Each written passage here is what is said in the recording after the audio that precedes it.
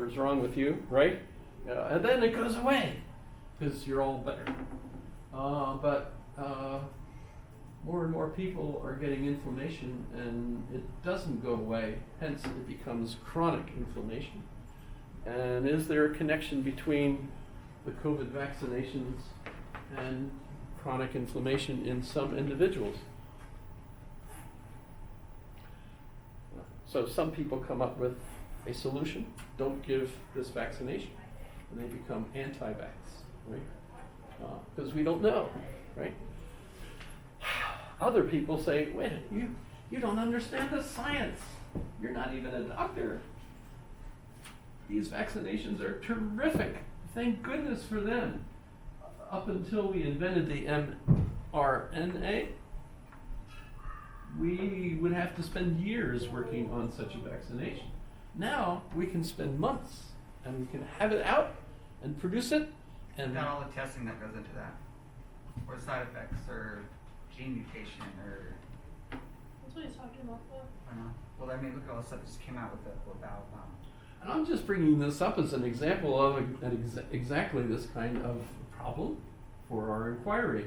And we're, on the one hand, it's very clear that the vaccinations have saved millions of lives. No doubt about it. But you also do have some individuals that end up perennially sick after having had such a vaccination. Is it connected? Great. Feel free. I mean, there's a chart out there that shows a graph of the drop in polio at the time. It was already happening by the time they developed the vaccine. I don't know. I don't trust anything that's fucking government because it's obvious that they want us to poison and constantly paying exorbitant prices for our health care. This place is screwed up. I'm sorry, I got triggered. No, I think I'm drinking water that has been government approved. oh yeah, the fluoride doesn't come natural in there. Totalitarian needs the many outweigh needs the few. I get it. Smallpox study on military members is just coming out. 5% side effects. Some deaths, some heart problems, some brain problems.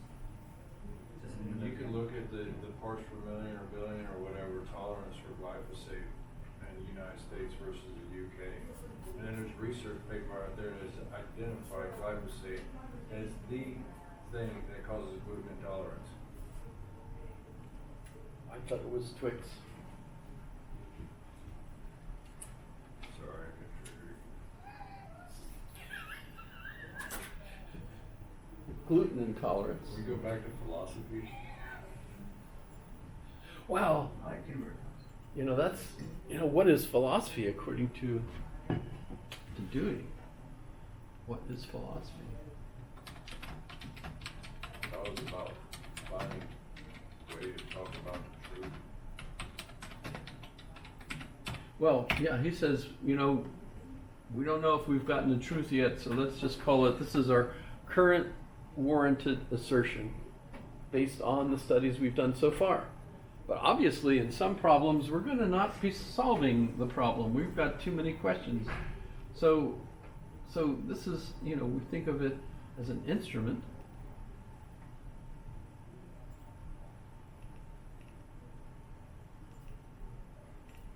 It's not giving me something specific. I thought it would give me a knockdown quote. Kind of like freedom by continuously reconstructing the whole together through inquiry. So notice, Groke is trying to keep me very happy with it by saying that Dewey is the only one who keeps Hegel's dialectical movement and concrete social embodiment while dropping the metaphysical absolute. So that was an important part of Hegel, was the absolute, and I'm not sure how that is resolved. And the teleological inevitability, that means the purposeful goal that we're reaching towards, exactly the complete Hegel. I've already convinced Groke that that's my prejudice, that's my bias, and Groke is sticking with my bias. So here's our drop dead quote. Freedom is the release and fulfillment of personal potentialities in rich and shared relationships. I like that.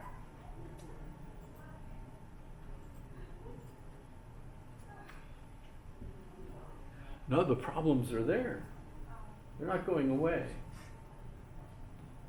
But he and Hegel at least have an open-ended system that say, well, but here's how we deal with these problems, even if we should never get to the point where we feel like we've actually solved it for all time, right? Because keeping your mind open for future issues is a much better behavior, actually. So, I mean, you might feel like, yes, thank you, Dr. Fauci, for saving the human race, at the same time that so many people blame you for the problem in the first place, depending on, your interpretation of what went on in Wuhan and how much money we gave them to experiment and how the virus seemed to escape from their military biochemical experimentation. And so on. Okay, so we don't know that, but at the same time, we can't have these questions just left there. To just take the one side and ignore the other side, I think would be irresponsible. That's the right word. We should be open to both. That's the theory of inquiry.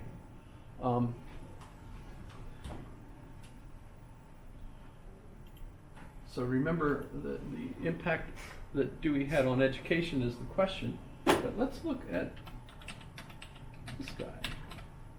I believe I had looked at the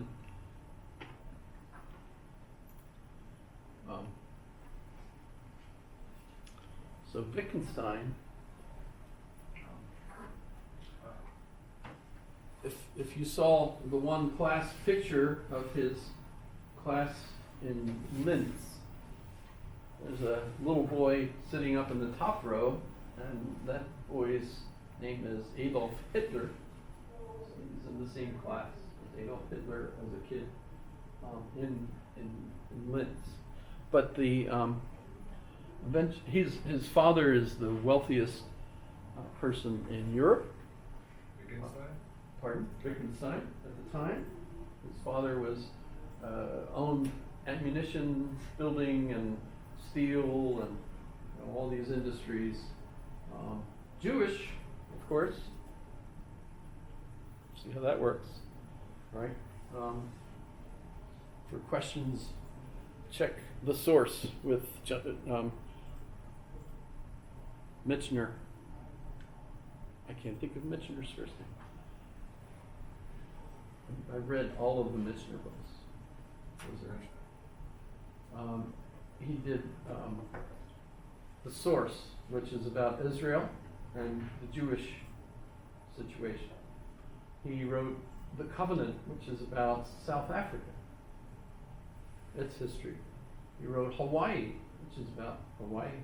He wrote Alaska, which is about Alaska. He wrote The Chesapeake, which is about the Chesapeake. There's a story. They're novels, but yes, they are good history. So he wrote Poland. The chapters are from the north, from the south, from the east, from the west.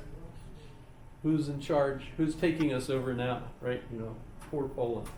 Ukraine, by the way, he could have written the same kind of thing, because if you're in the middle and you're in the breadbasket, everybody wants you.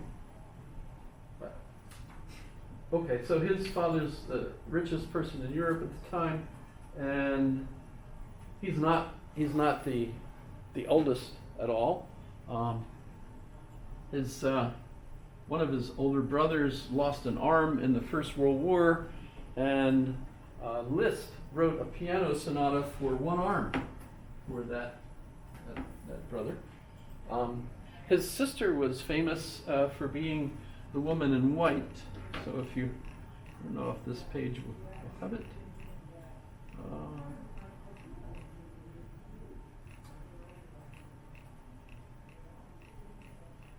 Might.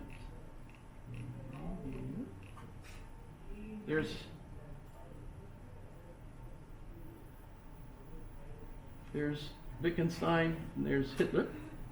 He doesn't have his mustache yet. That could be funny. But he does end up going to study engineering because his dad wants him to be the head scientist of his firms. And while he is studying at Manchester, he's actually learning about flight.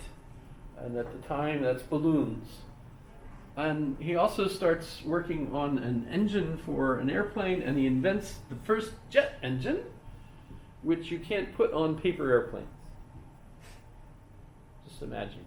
And the engine's gone, but the plane is still, what was that? Some jet airplanes actually have jet engines falling off, which is obviously not good for them. Make sure the bolts are tight.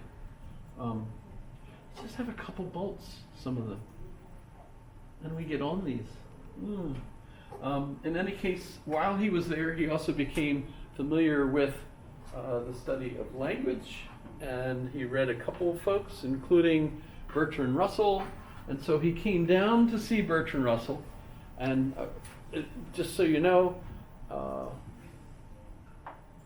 Ludwig is a genius, says Bertrand Russell, but he's also got maybe Asperger's. I mean, they didn't have Asperger's then, but in retrospect, people will try to diagnose and say he had Asperger's or some kind of autistic thing, which is responsible for his difficulty with social interaction, typical experiences, of course. When he writes in like bullet comments. He doesn't write, prose, wonderful prose. But he shows up to Bertrand Russell and hands him something that he's written, and he says, "Read this."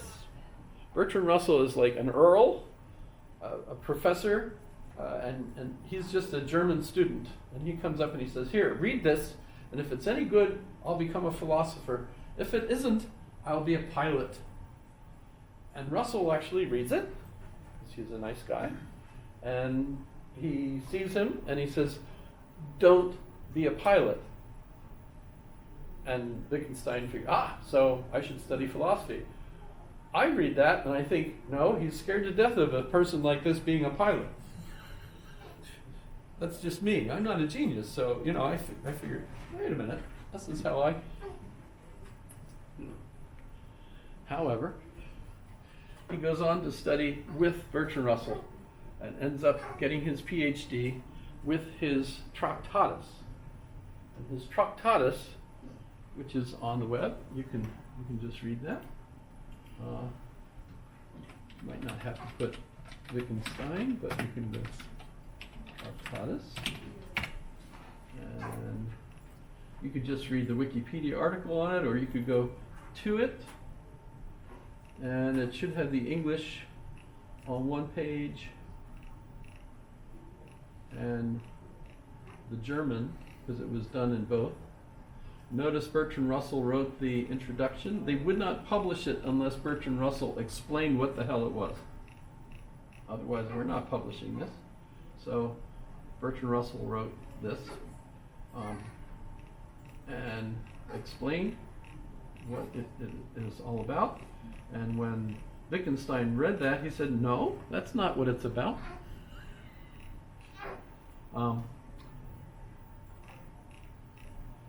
But essentially, have you ever heard of truth tables? Oh no, you're kidding. No one's heard of truth tables.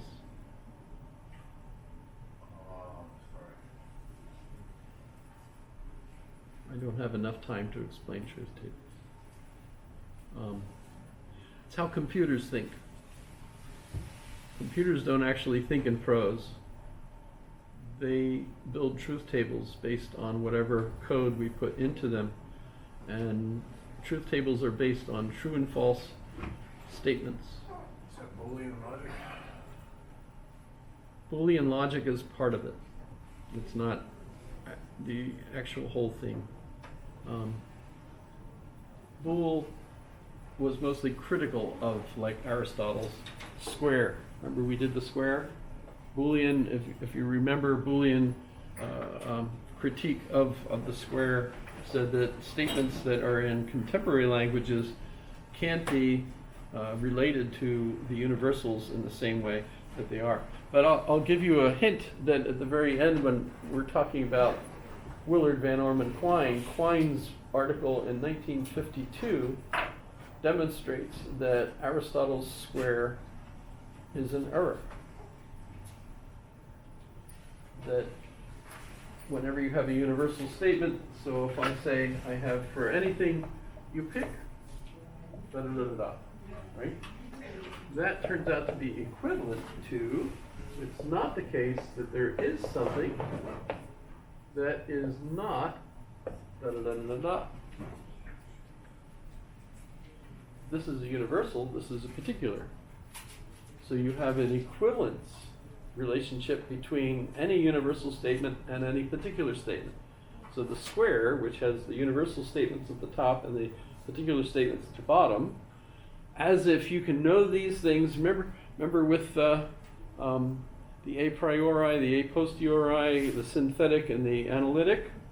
That was based on the square being correct. Well, thank you, Quine. We don't actually believe that anymore, and I have to quit. Well, have a happy Thanksgiving. Come back next Monday. Notice we have fewer and fewer people coming because more and more stuff is